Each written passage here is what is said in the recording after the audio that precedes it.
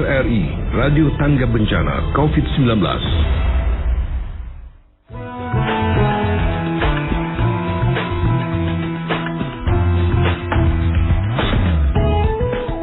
Selamat pagi pendengar RRI dimanapun saat ini Anda mendengarkan siaran kami apapun aktivitas Anda. RRI Radio Tanggap Bencana COVID-19. Edisi hari ini Rabu 8 April 2020. Bersama saya Bahtiar hingga jelang pukul 9 nanti kita akan membahas terkait dengan penggunaan masker dalam pencegahan penyebaran virus corona. Dan ini sudah ditetapkan sejak Minggu tanggal 5 April 2020 kepada seluruh masyarakat yang keluar rumah. Ini diwajibkan menggunakan masker untuk mencegah penyebaran virus corona. Dan di beberapa daerah terus dilakukan upaya untuk ketersediaan masker, bahkan mulai dari produksi pabrik hingga produksi rumahan untuk memenuhi kebutuhan masker di tengah masyarakat. Beberapa waktu lalu juga kita mendengar kelangkaan kemudian harga yang cukup tinggi di pasaran begitu untuk harga masker sendiri. Untuk membahas topik kita pagi hari ini, kita sudah tersambung bersama anggota Dewan Keselamatan dan Kesehatan Republik Indonesia yang juga merupakan dosen di Fakultas Kesehatan Masyarakat Undip, Ibu Hanifah Maherdeni, SKM MPH PhD. Selamat pagi Bu Hanifah. Selamat pagi Pak. Kabar baik Bu Hanifah? Alhamdulillah sehat walafiat. Ya, Bu Hanifah pagi hari ini berbincang terkait dengan penggunaan masker dalam pencegahan penyebaran virus corona ini Bu Hanifah. Ya, Bu Hanifah mungkin bisa dijelaskan kepada masyarakat ini Bu. Bagaimana sih Bu efektivitas penggunaan masker untuk mencegah penyebaran virus corona Bu Hanifah? Oke, baik Pak Bahtiar. Pak Edo ini ya. Bahtiar ini Bu. Oh Pak Bahtiar. Iya. Baik. Jadi begini Pak Bahtiar. Masker itu sebetulnya ada 4, yaitu masker kain, masker bedah, kemudian masker N95 dan ada masker respirator wajah. Nah, yang dimaksud masker kain itu sebetulnya yang sekarang ini sedang marak digunakan di masyarakat karena apa? Karena kelangkaan masker bedah dan mahalnya harga masker bedah. Iya. Sebetulnya masker kain itu sudah sering digunakan oleh para tukang batu ya Pak Bahtiar ya? Iya. Nah, bagaimana efektivitas masker kain? Sebetulnya untuk masker kain ini masih berupa 40% sampai 90% dan itu pun hanya melindungi dari partikel yang berukuran 3 mikron. Selebihnya kalau lebih kecil sudah bisa menembus. Nah, kemudian ada saran bahwa sebaiknya melapisi 3 kain. Jadi yang bisa kita gunakan saat ini hanya kain katun. Karena kalau bukan katun nanti panas sekali. Sehingga 10 itu pun sampai 60% baru bisa terlindungi. Tapi selebihnya kita tetap menjaga jarak 1 meter. Kalau di Indonesia masih 1 meter. Di Amerika sudah disarankan 1,5 meter. Oke. Nah, kemudian yang kedua ada masker bedah. Masker bedah, ya betul.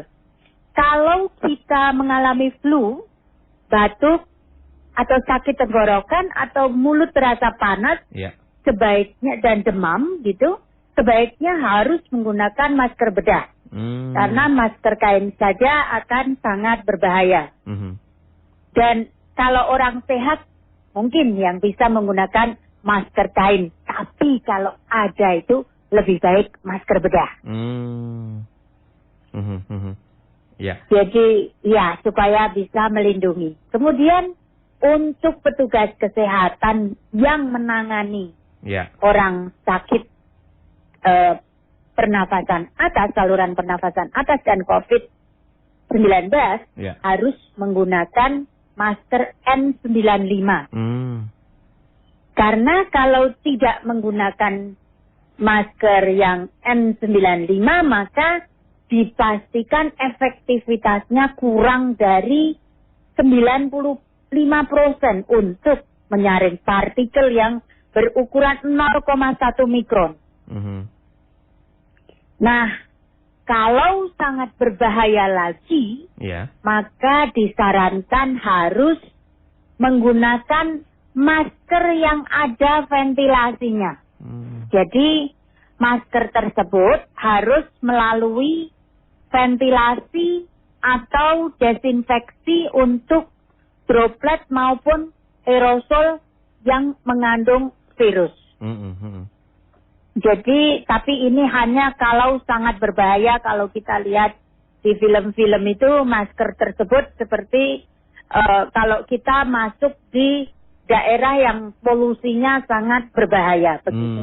Ya, yang lengkap ini ya Bu ya, masker yang apa seperti untuk gas dan lain-lain begitu ya Bu ya. Betul, dan ada selangnya, gitu ya. Oke, Bu Hanifah, ini kan banyak masyarakat ini kan di pasaran ini berbagai jenis masker begitu ya. Kalau untuk masyarakat sendiri yang memiliki aktivitas misalnya di kantor, kemudian aktivitas berjualan, ini apakah masker kain saja cukup, Bu? Kalau memang tidak ada masker bedah, maka gunakanlah masker kain. Belilah kain katun atau sapu tangan katun atau kaos yang masih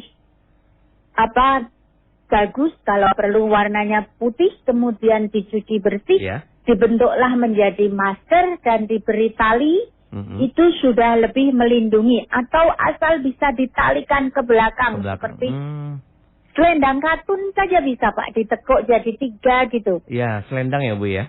Iya betul, malah nanti di belakang dititakan, karena bagaimanapun kita tidak bisa ya mencegah semua orang stop beraktivitas di luar rumah. Nanti malah akan ada yang satu mencegah COVID-19, yang satunya kelaparan gitu. Iya kan? Betul. Jadi yang penting bagaimana aktivitas bisa dilakukan, tetapi dibatasi yang tidak perlu, dan yang sangat urgent atau perlu dan fardu, itu tetap memakai masker dan jangan lupa menjaga jarak. Iya. Nah ini kan karena kesulitan mencari masker, masyarakat kesulitan mencari masker bedah terutama ini sangat harganya juga cukup mahal saat ini begitu Bu. Ini seringkali masyarakat akhirnya membeli satu dipakai terus menerus. Artinya cuci kering pakai. Boleh nggak sih Bu masker ini dipergunakan terus menerus begitu Bu? Oke Pak. Kalau masker bedah dicuci, pasti cepat hancur, Pak. Kalau dipakai, dicuci belum hancur, oke. Tapi cara mencucinya harus yang betul. Menggunakan sabun. Kemudian kalau tidak kering-kering, itu juga berbahaya, Pak. Kalau masih basah gitu jangan dipakai, begitu ya? Oh, tidak boleh. Maka yang betul diangin-anginkan, kemudian disetrika itu yang paling betul, karena kena panas gitu. Atau di hair dryer. Ya, artinya kalau masker seperti kain yang diproduksi rumahan ini, apakah boleh gitu setelah di aktivitas misalnya punya 2, satu hari dicuci, besoknya pakai yang kering, kemudian besoknya lagi bergantian begitu Bu Hanifah? Boleh. Yang jelas cara menjemurnya yang harus aman, karena metode di kita itu kan menjemur pakaian di luar rumah ya. Iya. Nah itu yang membahayakan, apalagi kalau panasnya tidak terik atau daerahnya sangat berpolusi. Karena kita lihat lalu lintas di jalan di Kota Semarang ini ternyata saya survei pakai mobil, ditutup AC-nya, tetap lalu lintasnya masih ramai gitu. Oke. Nah kemudian Bu Hanifah, ini bagaimana sih Bu cara membedakan cara memilih masker begitu ya, karena banyak beredar informasi di masyarakat ini, sekaligus konfirmasi bisa efektif atau enggak. Ini masker kemudian caranya dengan meniup korek api bisa padam atau tidak. Ini apakah betul cara memilih masker yang baik dengan cara seperti itu Bu Hanifah? Oh, itu untuk meniup korek api. Kalau padam kan berarti tidak ada rongga udara gitu Pak. Kalau tidak ada rongga udara, logikanya manusia tidak bisa bernafas. Kecuali yang masker ventilator yang memang sudah dilewatkan gitu. Jadi intinya adalah menyaring partikel yang berukuran 0,1 mikron gitu. Jadi dimungkinkan masih ada udara yang masuk. Kecuali kalau kita berhadapan dengan gas, misalnya gas H2S gitu. Itu memang standarnya memang masker ventilator, atau di situ adalah laboratorium yang paling infeksius gitu. Yang sangat berbahaya kumannya, itu juga masker ventilator. Jadi tidak harus ngetes-ngetes, yang penting kalau kain katun usahakan 3 lapis, karena kalau 1 lapis saja berarti masih banyak droplet atau aerosol yang masuk. Aerosol itu adalah udara yang mengandung berbagai macam mikroba. Oke. Gitu. Baik. Bu Hanifah, saya akan undang pendengar ya, Bu Hanifah ya. Silakan Bapak. Oke. Kami undang Anda pendengar di 0248316686, WhatsApp maupun SMS-nya juga terbuka di 0816666886. Di kesempatan pagi hari ini terkait dengan penggunaan masker dalam pencegahan penyebaran virus corona. Sudah ada WhatsApp di line WhatsApp kami di 0816666886. Selamat pagi dari Ibu Nur di Semarang Barat. Mau tanya Bu, perbedaan warna di masker yang hijau dan di baliknya warna putih, itu maknanya apa ya Bu? Terima kasih dari Ibu Nur. Silakan Bu Hanifah. Sebetulnya itu sama saja Ibu, tetapi yang dipakai adalah yang di putih itu. Bentar saya ambil. Jadi kalau itu kan ada untuk hidung itu ya Bapak ya. Untuk untuk klip di hidung itu. Kayak ini kalau yang hijau ini kan Pak, klipnya masih menonjol nih. Kalau yang putih ini kan halus. Jadi yang dipakai di hidung yang putih. Yang dipakai nempel di kulit yang putih, hijaunya yang di luar. Oh, yang putih di bagian yang hijau itu bagian luar ya Bu ya? Iya, ini yang jelas kalau yang halus, yang permukaannya halus ini yang langsung nempel di kulit, kemudian yang menonjol kawatnya ini yang di luar. Iya. Dan ini boleh dibalik-balik nggak sih Bu? Ya jangan Bapak. Ini tidak disarankan untuk misalnya hari ini saya pakai hijaunya yang di luar, kemudian besok hijaunya yang di dalam, ini juga nggak disarankan ya Bu ya? Tidak disarankan. Tidak disarankan cara menggunakan seperti itu. Oke, ini juga sudah ada WhatsApp lagi nih Bu dari Ibu Dia di Kedung Mundu, mau tanya apakah efektif masker kain kemudian ditambahkan tisu untuk mencegah penyebaran virus corona? Terima kasih. Jadi di dalamnya dilapisi tisu ini Bu Hanifah. Apakah ini juga bisa begitu untuk efektif istilahnya? Karena mungkin lapisannya sedikit, ditambah tisu beberapa lapis, Bu Hanifah? Bisa juga Bapak. Asalkan tisu itu kan ada yang beraroma dan yang tidak. Kalau yang beraroma itu bisa menyebabkan alergi Bapak. Jadi lebih baik tisu putih yang tidak beraroma, tetapi hati-hati karena tisu nanti kan lembab. Itu nanti kalau sampai kalau terlihat tisunya sudah lembab, sudah sobek, segera dibuang gitu. Oh, segera dibuang ya Bu ya. Oke. Iya. Baik. Pendengar, kami buka lagi teleponnya di 0248316686, WhatsApp maupun SMS juga terbuka di 0816666886. Nah, saat ini Bu Hanifah, ini kan masih banyak juga masyarakat yang menggunakan masker untuk medis seperti N95 dan sebagainya. Padahal pemerintah sendiri sudah menghimbau bahwa masker untuk tenaga medis seperti N95 ini sebaiknya diberikan kepada tenaga medis, bukan untuk masyarakat. Apa kira-kira faktor apa ini Bu? Apakah karena kekhawatiran atau faktor apa nih Bu Hanifah melihat kondisi seperti ini Bu? Begini Bapak, karena tenaga medis kan sekarang yang membantu memerangi yang sakit. Jadi garda depan itu ada garda untuk mencegah, yaitu masyarakat dan individu. Kemudian tenaga medis, yaitu garda untuk menyembuhkan yang sakit. Nah, N95 terutama kan masih persediaannya tidak mencukupi. Tidak kalau banyak ya, Bu, ya? Betul, kalau diborong masyarakat, maka sebaiknya diperuntukkan untuk tenaga medis. Oke, ini sudah ada WhatsApp lagi nih Bu Hanifah, saya akan bacakan yang sudah masuk di line WhatsApp kami, tidak menyebutkan nama, dari 081901701998 sekian. Selamat pagi Bu narasumber, mau tanya untuk kami ojol yang biasa keliling dari pagi sampai malam hari, ini masker jenis apa yang cocok dan apakah bisa dipakai seharian? Terima kasih Bu. Dari ini profesinya sebagai ojek online ini Bu Hanifah.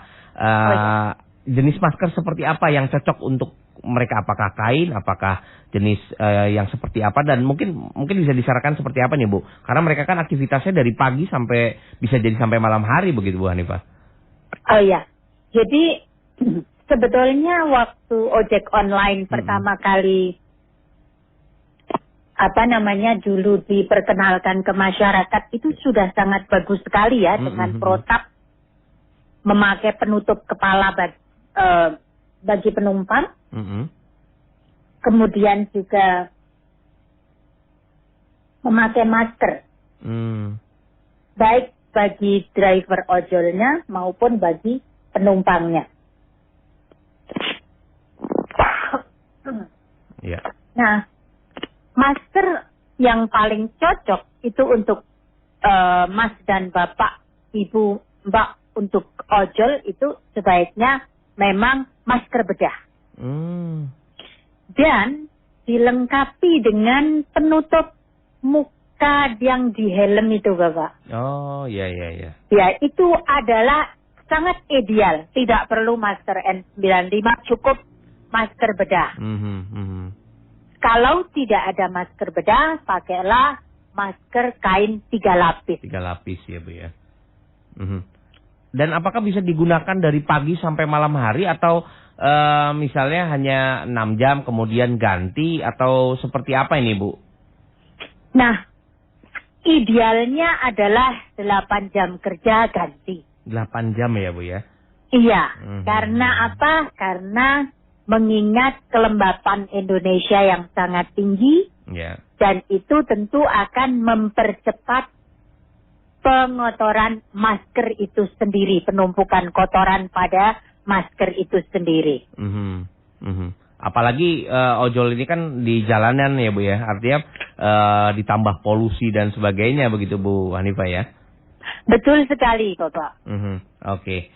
Saya akan undang lagi pendengar di 0248316686, WhatsApp maupun SMS-nya juga terbuka di 0816666886. Dari Pak Abbas di Demak, selamat pagi Bu narasumber, mau tanya, untuk masker yang sudah digunakan, untuk yang satu kali pakai seperti masker bedah, apakah dibuang ini bisa ke tempat sampah umum atau kategori sampah medis Bu? Terima kasih dari Pak Abbas di Demak.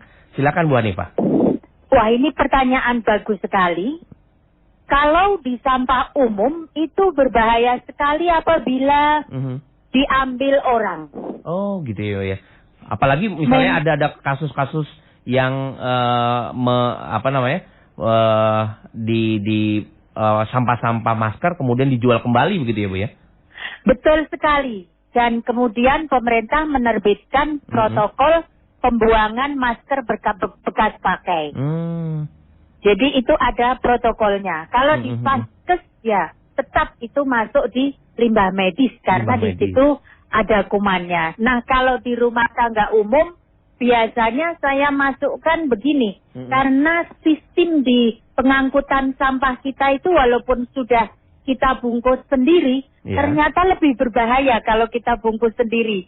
Sehingga saya masukkan di yang sampah yang sekiranya akan dibakar. Ini agak berbeda sistem dengan negara-negara yang sudah maju, di mana tempat sampah itu dibagi menjadi ada sampah untuk daur ulang yang berupa plastik dan botol serta kertas, kemudian ada sampah logam berat sendiri misalnya batu baterai, kemudian ada sampah infeksius dan ada sampah yang bisa untuk dibusukkan atau untuk composting gitu. Jadi di kita belum ada pengelolaan seperti itu. Tapi kita akan encourage pemerintah untuk mulai mengadakan hal seperti itu. Ya, oke.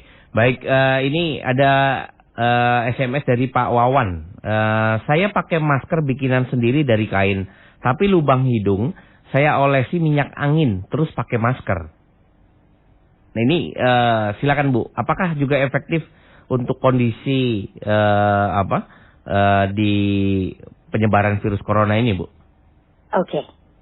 Jadi minyak angin memang tidak menghambat masuknya virus dari lubang-lubang. Minyak angin di hidung biasanya untuk melegakan sumbatan di hidung.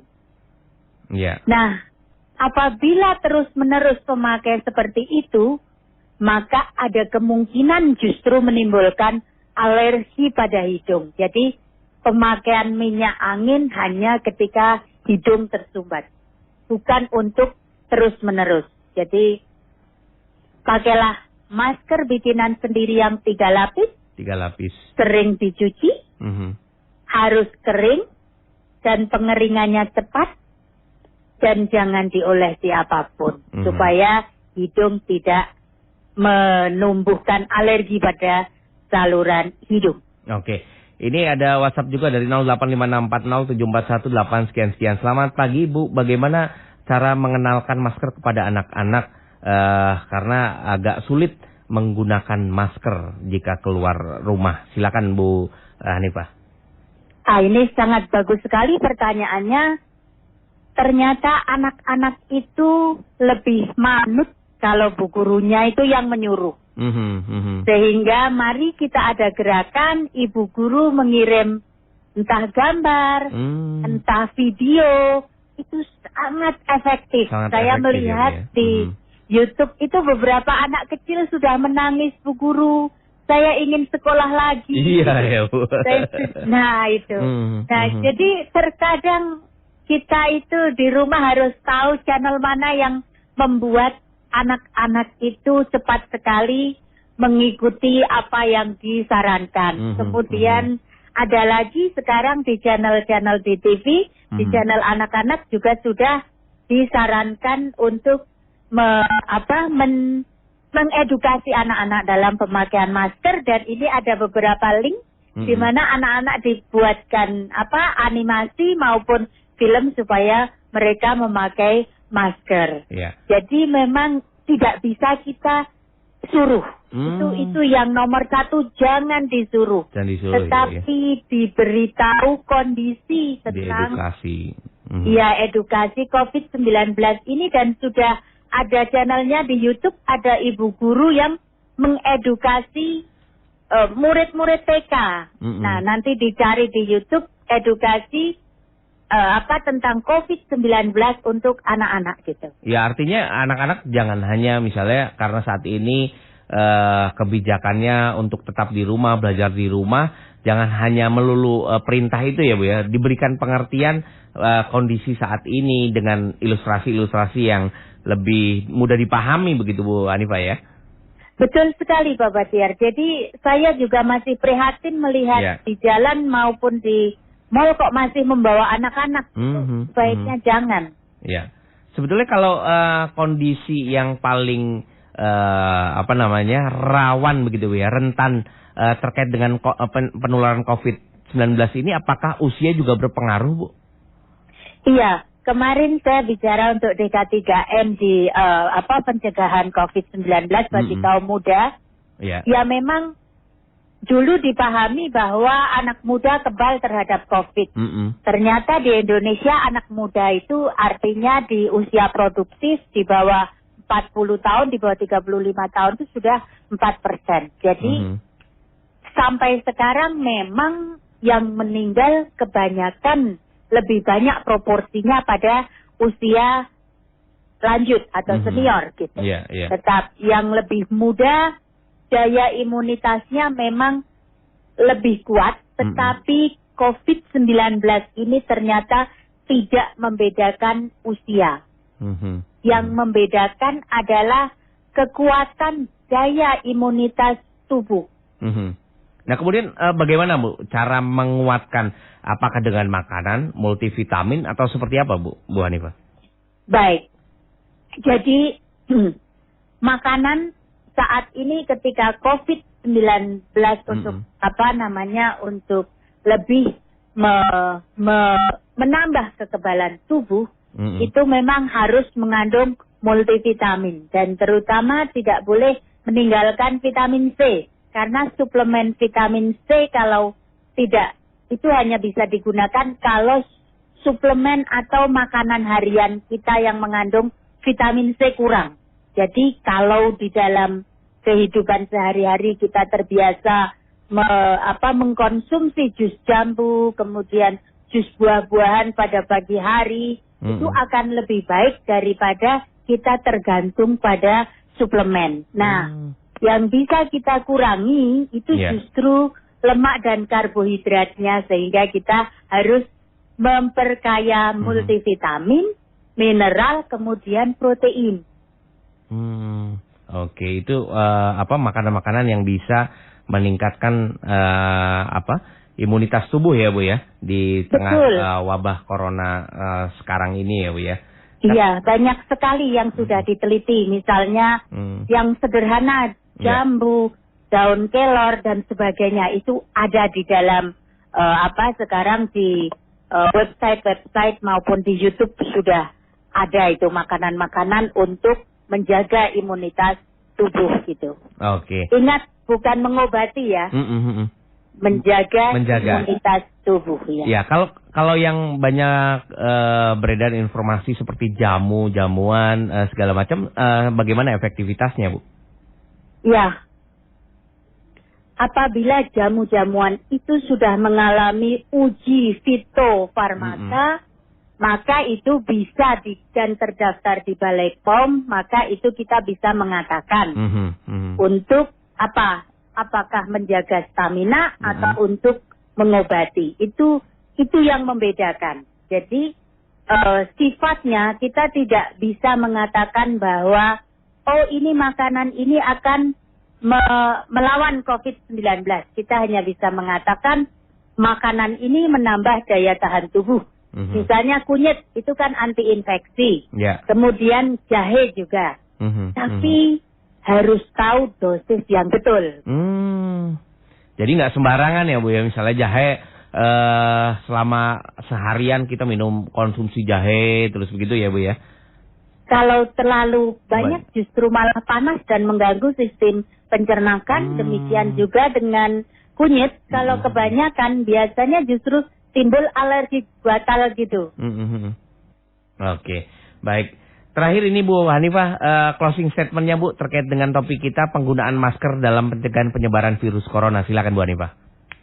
Iya, karena sudah melalui penelitian, sudah melalui studi dan anjuran pemerintah bahwa kita kalau keluar rumah dan ada potensi kontak dengan orang lain, maka gunakanlah masker. Dan kalau di rumah kita ada orang yang datang, itu juga gunakanlah masker. Misalnya saya menerima belanjaan, antaran belanjaan secara online atau GoFood atau kiriman, saya pasti menerima dan membukakan pintu sudah memakai masker. Setelah menerima saya cuci tangan. Ingat, masker saja tidak efektif. Harus dibarengi dengan cuci tangan dengan sabun dan air yang mengalir.